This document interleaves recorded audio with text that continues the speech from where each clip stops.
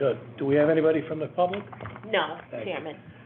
Calling a meeting of the Board of Commissioners for the Albany Housing Authority, Tuesday, January 10th, 2023, order. I'd like a motion to approve the December 13th, 2022 regular meeting. I'll make that motion. Can I get a second? Okay. All those in favor? Aye. Aye.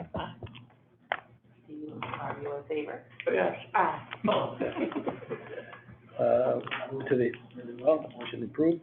Move to the action calendar. We would like to, this is our first meeting of the year. Can I go there? I will pass the baton to Chiquita to make, I guess, nominations for the chair and vice chair. Thank you, Chairman. Or, yeah, current Chairman.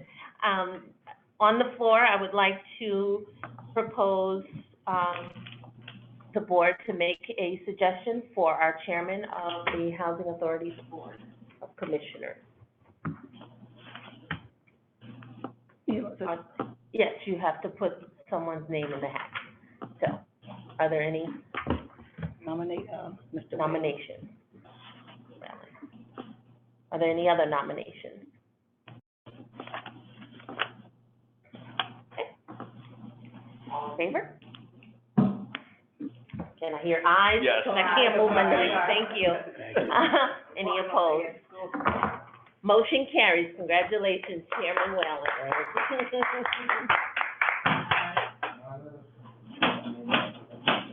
Thank you. I would like to nominate Kelly Kimbrough as the vice chair.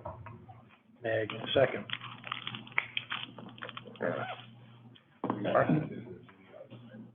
I don't have to. I mean, we could, but I don't have to. If we get a second, vote against it. All those in favor? Say it, please. Aye. Aye. Thank you. Thank you very much. Congratulations, Vice Chair. We will move to the action calendar number 12302. Renewal of Chiquita Darwin as contracting officer of the Albany Housing Authority for 2023. Any questions, comments, or concerns? This is pretty pro forma stuff. Ask Chiquita to basically do her job without interference on a daily basis. May I get a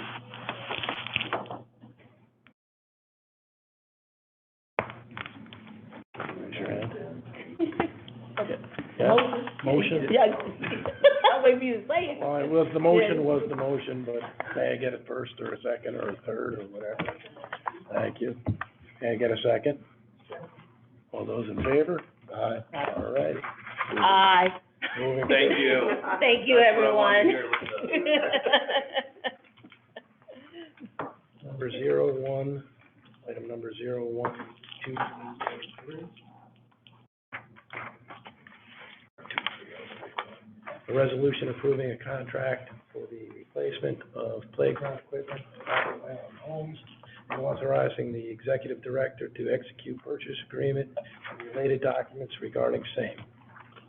Okay. Discussion? Thank you, Chairman. This was actually approved in our budget for fiscal year of 6/30 of 2023, back in July. This is proposed in January because of the delayed, return around for parts and labor. We're proposing to put it on on our agenda for January so that we can have our parts and labor in place and ready to go for a new playground or upgraded playground for our residents at Robert Whalen. Any questions, comments, concerns? May I get a motion to approve? I'll make that motion. Can I get a second? Second. All those in favor? Aye. Aye. Did you hear my eye?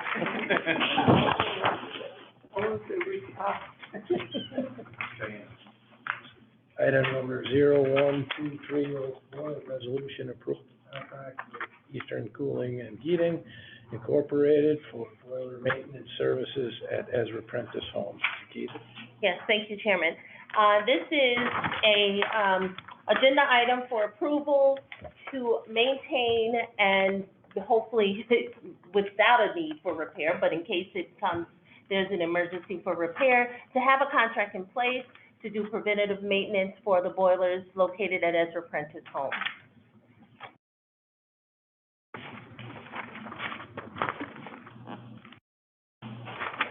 Any questions, comments, concerns? Can I get a motion to approve? Second that? All those in favor? Aye. Thank you. Bad note. You stayed. I'm gonna put you down for 2 votes, Okay. because you said it so well. That concludes our, action calendar. We can move to committee and reports if there are any reports from committees. Typically, program committee provides a report, however, it has been included in the documents that was submitted and sent to the board in preparation for today's meeting. I don't know if one of our co-chairs of the committee, Mark Bob Simple, would like to add anything or touch bases on any highlights. If not, I would just refer the board members to those reports that were attached. Mark, do you have anything that you would like to add, or shall we move forward? No, I just, I just wanna again commend, your staff, your new staff, on the stuff that they're doing, especially with the, FSS grant. Mm-hmm. For those that don't know, family self-sufficiency. Yes, because you've gotten, a few new positions in that, right? And they're doing some work. Yes, that position, those grants were contracted out for many, many years. And then we decided, as an overview of, some of the contracts that we had, we decided in consultation with HUD, that it was suggested that we bring it back in-house. And, that way it provided the Housing Authority more overseeing the program and its grant and its implementation. So yes, through these grants, which we were just re-awarded, in December of 2022 for the year of 2023, because each year we have to submit the approval and, the application. So for that, we brought in 2 positions, well, actually technically 3 positions, to operate and administer the Family Self-Sufficiency Program by coordination and bringing in resources, not only just for those who participate in the program, but to also have access for the community as well. So it has thus far been very successful. The team has been very, involved, and really they have a true buy-in into the program and are out there really actively connecting families to resources and sitting with them and going over plans. HUD has initiated a new policy and regulations surrounding such program, where it was on pause for a couple of months, and we had to submit a plan which was recently approved, and so we are currently implementing the plan that we submitted. So far it's been very successful. Congratulations. Thank you. And I think the families and residents will benefit a lot because of the team I met, so they seem like they know what they're doing. Thank you. And I just want to put on record that I myself am a graduate of the Family Self-Sufficiency Program from back in, God knows I won't date myself, but many, many years, and it is an excellent program if implemented correctly. And it's very beneficial if those have a buy-in that are participating, absolutely. So thank you. And I commend you for taking this direction, because I think this should have been the direction from prior administration, but we won't go backwards. Any event, we'd like to also thank M&T Bank for continued support on our Christmas holiday. I know we gave kudos last time, but Every year, so thank you. Thank you. Also, the Elks Club and, working in partnership with, a few other partners. We were able to get some, family meals and, gifts. So that is a really good thing. We continue to work with Caparep to build a better partnership over at Ida. So they're looking into doing an after-school program. So we're gonna continue to work that partnership.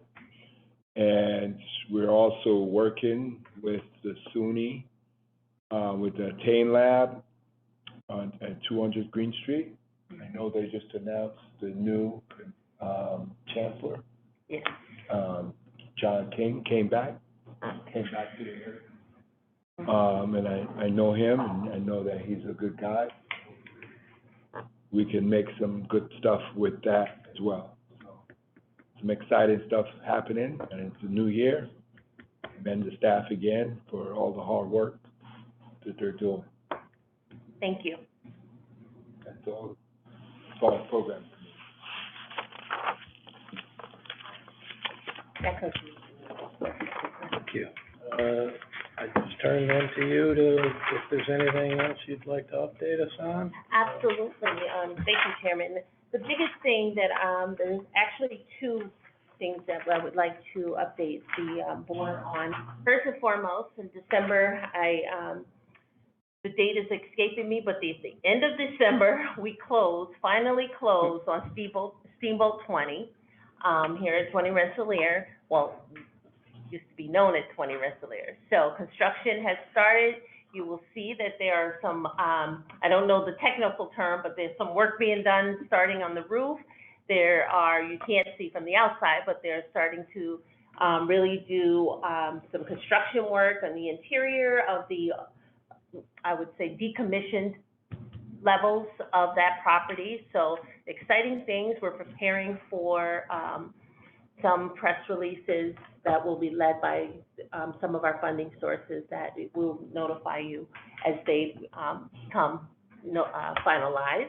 So that's exciting news for 20 Rensselaer. We finally saw a closing. Yay! It has been a long road, but I want to acknowledge Tim O'Byrne, our Director of Planning and Development, who has led the way and sat in many, many meetings to see this through, and many discussions with me, no matter what time of day.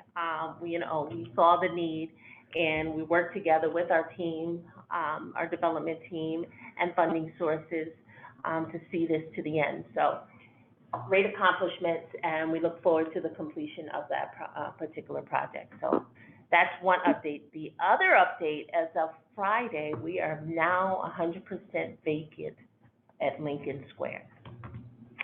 Team has met today to go over with the police department to do a full sweep to ensure that there are no human occupants in the building or animals in the building. We have had some challenges with homeless population breaking in and habitating in the units and kicking down doors and vandalizing and stealing and doing things. But I will say APD has been very active in really making arrests, trespassing, and really making sure that they do whatever their due diligence, that they can to ensure the safety of that property. Are we taking preventative steps to secure the property? I'm getting ready to. We have been taking preventative steps, even with the last resident, because the last resident was living in a townhome. We were able to secure certain levels, but because the sweep had not been done, there were certain things that we could not do that would block or someone's egress out of the building.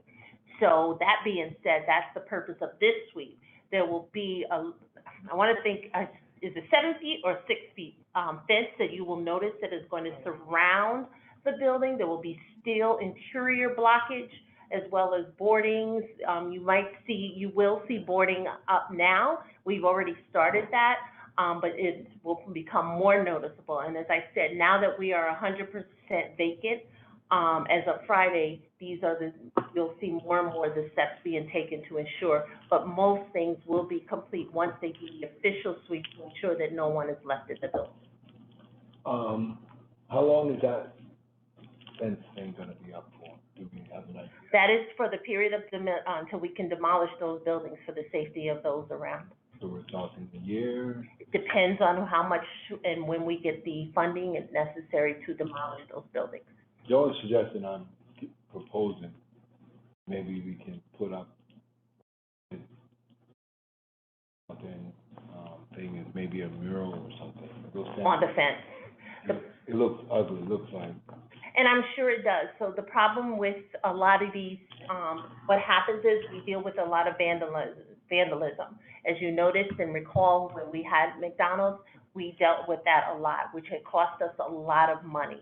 Each time there was vandalism, we had to, cover it up, pay someone to take care of it, or if it wasn't noticed, say that it was someplace that didn't get noticed, we might have gotten fined or whatever. It did cost the housing authority a lot of money. It's not cheap.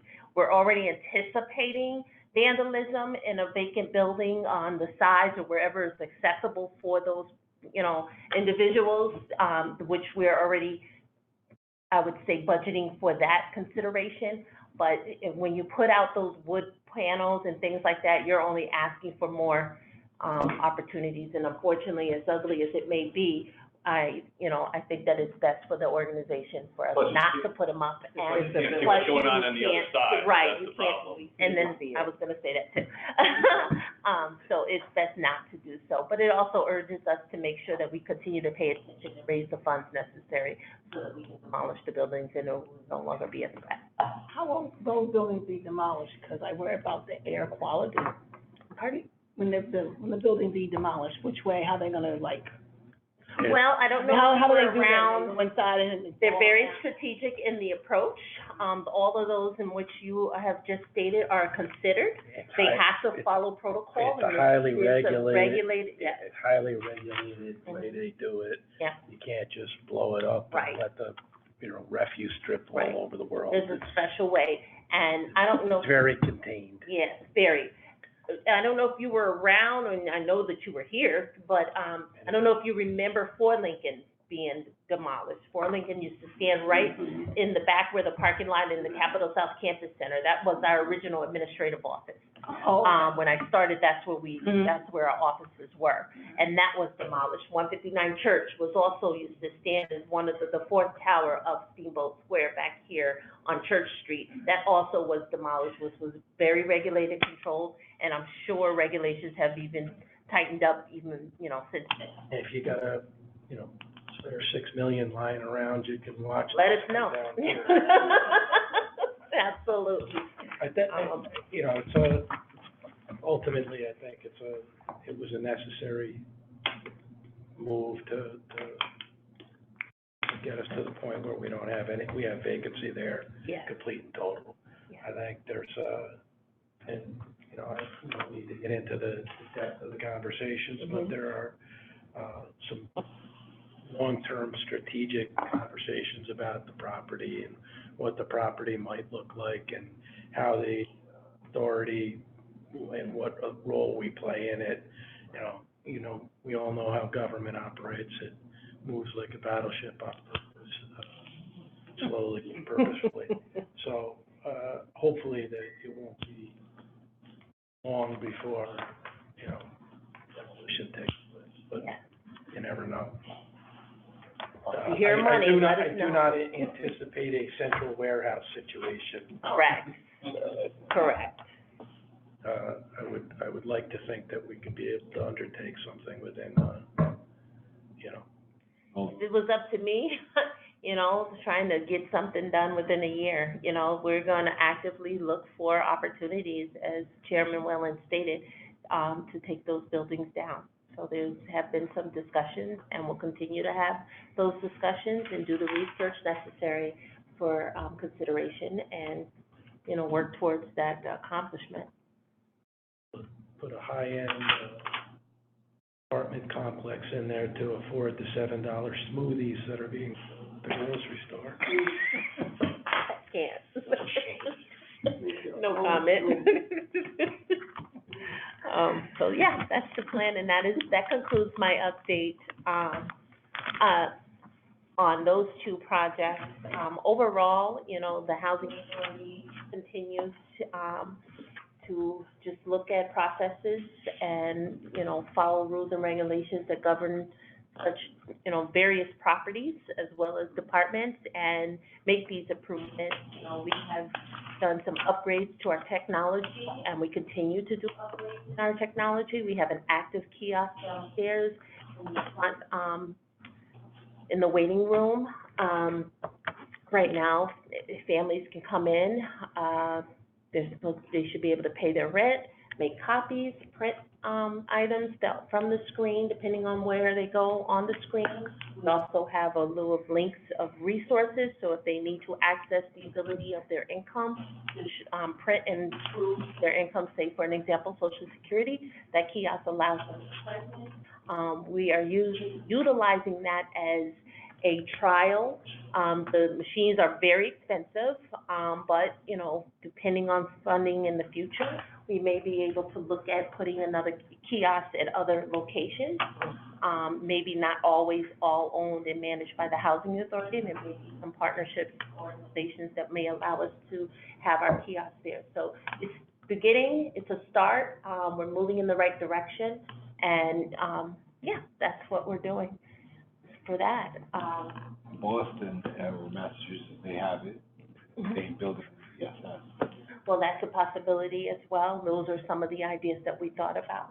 yeah. Yeah, so we're gonna see how this goes. We're still working on building it because we're also in the process of upgrading and improving our software that kind of puts a halt on our ability currently to be able to do more with the kiosk. But once we get to the point where everything is functioning in the manner in which we want it to function, we can really take a look at everything and see what else might need to be done or what we can and cannot do. But that is the goal, to have it elsewhere throughout the city, to provide those opportunities.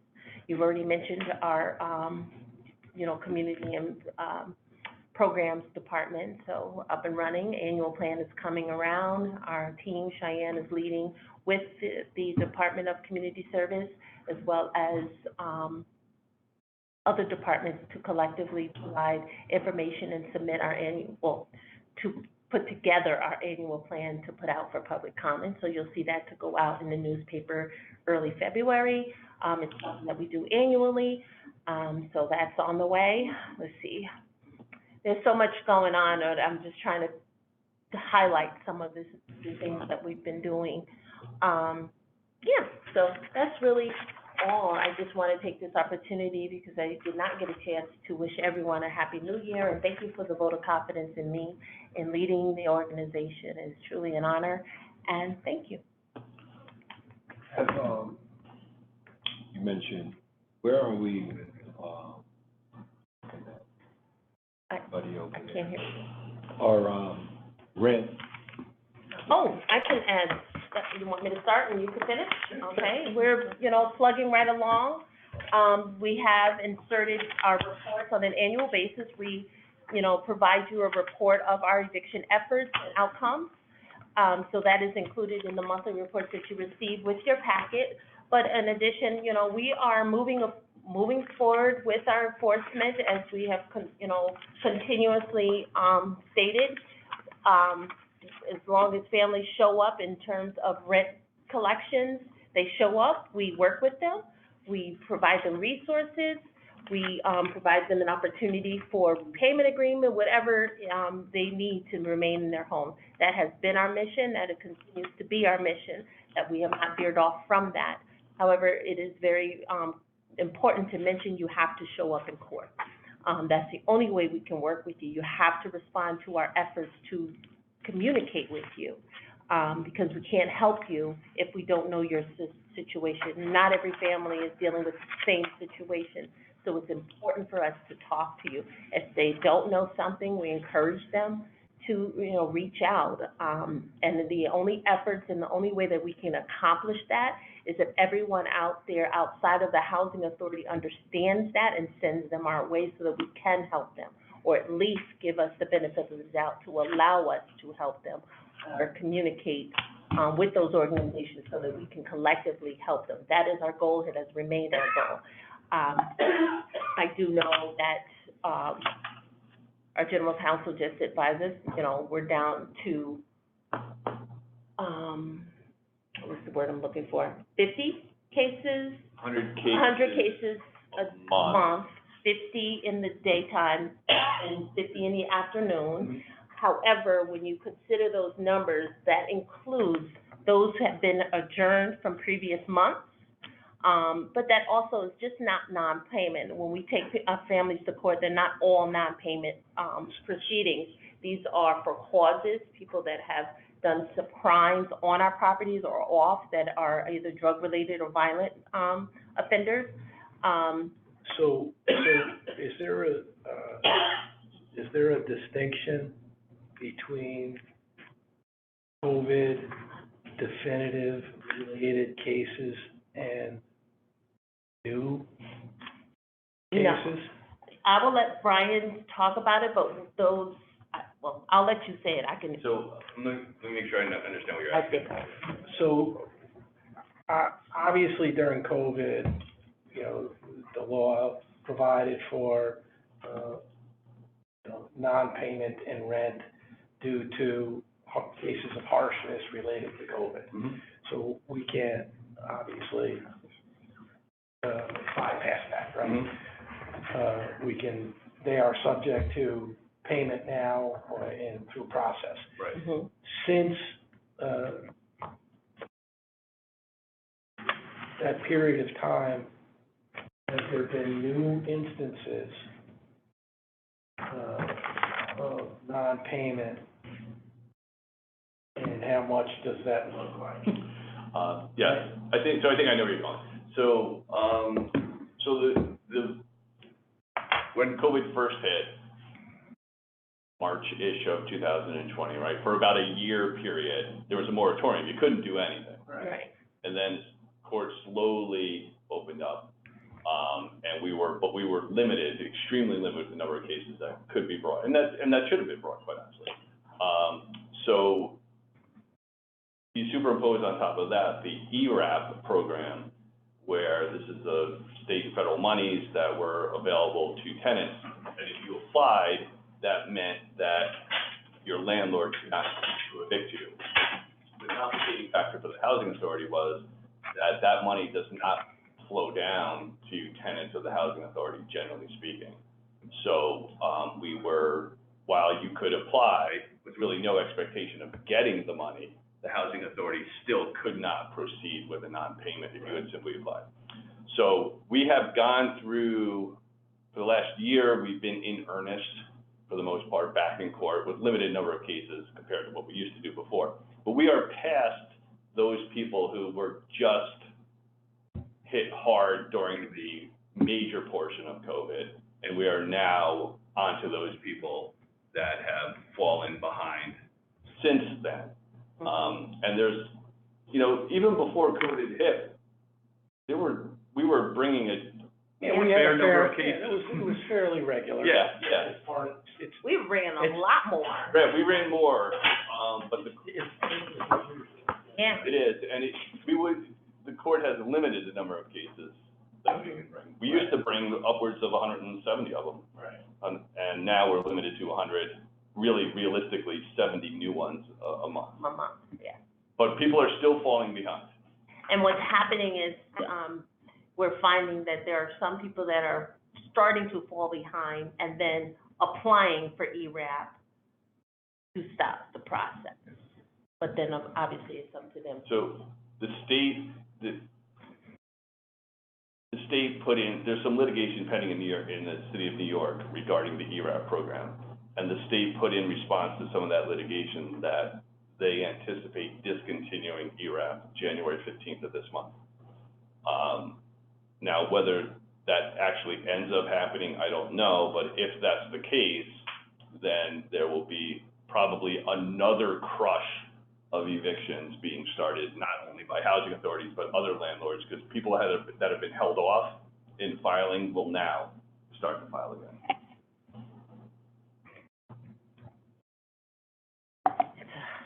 But I think, Cycle that, Gita, correct me if I'm wrong. Uh-huh. I think we have, and I can't read the numbers because I'm old now. I think that the amount due in past due in rent has somewhat leveled off. it's leveled off, but it's still It's extremely high. high. But It's still not in the getting worse. millions. It's not getting worse. Correct. Yes, it's Right. pretty steady. Overall, I would say over 3.2-ish Yeah, million that's the number I dollars, had in mind, too. but it's consistent. When you look at a basis of what we dealt with prior to COVID, it was probably didn't exceed $160,000 in receivables per month. So in comparison to what we're dealing with now as opposed to before is an extremely, significant difference. But I think that proves that our approach was the appropriate approach, which is that we need to get people in, at the very least, to just start paying your current rent. So Right. but the recoverable on that dollar is pennies on the Pennies. dollar. Absolutely. When you're So talking about, you basically, it's a write-down, you're not getting that back. I don't know if any of us will be here by the time we see the conclusion of said Which balance. is, but in the dollar amount relative, while the caseload is not dramatically different. The Correct. dollar amount relative to pre-COVID is significantly different. Absolutely. Correct. And the needs are more. And that's the challenge. Yeah, Yeah, I mean, the process before was, if you were, a month and a half, 2 months behind, we were bringing you to court to make sure you didn't fall farther behind. right. So now that might still happen on occasion, but mostly it's people who are many months behind. Right. Yeah. And in a lot of those cases, it's just people taking advantage of the system, There's some of those, absolutely. Yeah. which we don't like to say out loud, but it's the truth. So we're still held to the same standard of maintaining, which, Right. That's our Yeah, standard. that- We're still gonna do we're the gonna- repairs necessary. That'll never be in question. The Right. question, And this is still a national trend though, right? Not just in all. So I will say to you, I was a representative of of one of our industry committees or organizations to talk to Washington about some of the challenges that we have been dealing with, particularly housing authorities in New York, as relates to arrears, rental arrears. Because as you know, we are scored by our ability to collect our rents as well, which then affects the subsidies that we receive in order to provide, support for additional services and other things. That being said, what we have found was, other states were much more lenient when it came, in terms of, they weren't as restrictive as, say, the state of New York, in regards to COVID and arrears. So they didn't have the moratorium as long as New York did. So many housing authorities in New York were, had to deal with a longer period of moratorium, so the courts were closed here, whereas I'm not gonna throw out any states, but other states, they were actively taking people to court that fell behind. They were, so they did not see, they don't have the challenges that we have, in comparison. So depending on where you ask, will determine where those challenges are, because it's based on how they were governed at their local level. I would say that the ERAP program made it significantly harder on New York State Yeah, housing authorities, because our tenants are basically not eligible for the money, but they can still apply. And if they apply, that means they get 15 months without having to pay their rent. right. And other states And do not have those. They don't have those restrictions, that's the Right. biggest problem. So other states are not dealing, other housing authorities in different states are not dealing with the same problem. Does the current governor know about this? Don't answer that question. Okay. So what I was saying is that in New York State, there's this ERAP program, which the state had a lot of money for tenants that would get paid to the landlord, right? But for the most part, tenants of subsidized housing, like many of our units, not all of them, but many of them, they could apply, but they would never get the money. But we would still be prohibited from moving forward with an eviction. So just Or- make it or better for anybody, right? Yeah, Yeah, even starting the case. right, Including failure to recertify, not. yeah. Right. There were people that, we've been dealing with an overwhelming number of families that just won't return documents that's necessary for us to determine their continuous eligibility for our programs.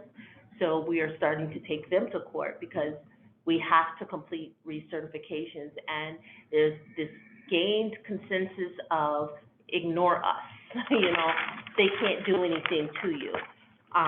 But not understanding the programs that we are governed, the rules and regulations that we're governed by require, and actually their very existence and ability to maintain and be able to stay in our properties and units or on the program, is really contingent on them submitting these documentation.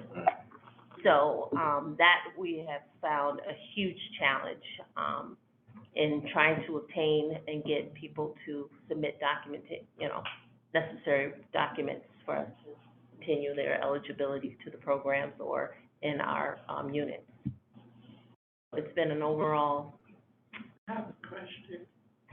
Is it, I don't know, it's appropriate now to talk about it, or maybe I should wait till. I will ask you, is it a general question or is it a personal one directly? No, it's not personal, it's more about, you hear all about all the good stuff that Housing Authority is doing, all the great things. But number one, the high rise that I'm living in, I don't hear nothing more about the overhead of knowing what's going on at Adiab 260. That's a good thing, right? A lot of people questioning me. Okay.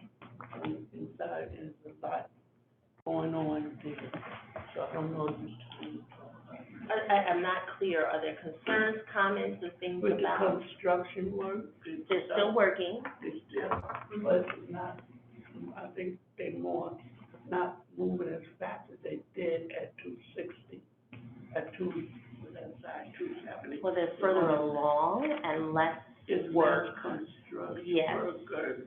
Now they're definitely internal in focusing more on units. So if you remember, they had to do the skin of the building, they had to do some of the, with the lack of a better term, mechanics within the building for you to have central air, for you to have those, so that part of it is really starting to slow down. So now they're just focusing on overturning and doing the renovations within the units, so you're not going to see as much activity. On 260. Right, because they moved over. They moved over. Mhm. So it's less work because they need more construction work as the work.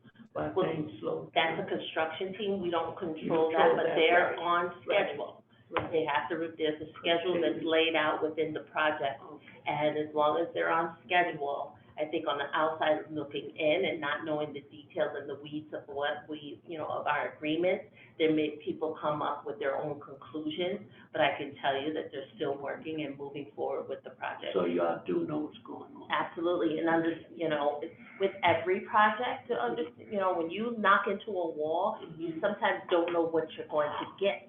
So in time, sometimes, that process has to stop in order to fix or address whatever may have been found. I'm not suggesting that that's always happening, but I can pretty much tell you, most construction projects have some delays for various reasons. And maybe that might be what they're referencing. It's Also, either word of mouth, the winter there's- weather Right. slows down the effort. So, my question I was sharing, your answer. So, people talking to the lobby, they know why I am there. Commissioner, let them know that y'all doing up to date on what's going on. We're on schedule. I'm gonna tell y'all it's not sleeping on out of y'all, but If we can, it's a project, no, we would not do that. We have to completely see it through. Yes, it's Thank still you. going on, no problem, thank you for asking, Thank you. absolutely. Sorry, I took. Oh, no, it's fine, I appreciate the You're question. supposed to. That's your job. Yeah, that concludes any comments or, discussion from me. Do we have any other questions, comments, or concerns of the group? Can I get a motion to adjourn? I'll make that motion. May I get a, Aye. all those in See favor? my last. Thank you so much, huh? I have your pen?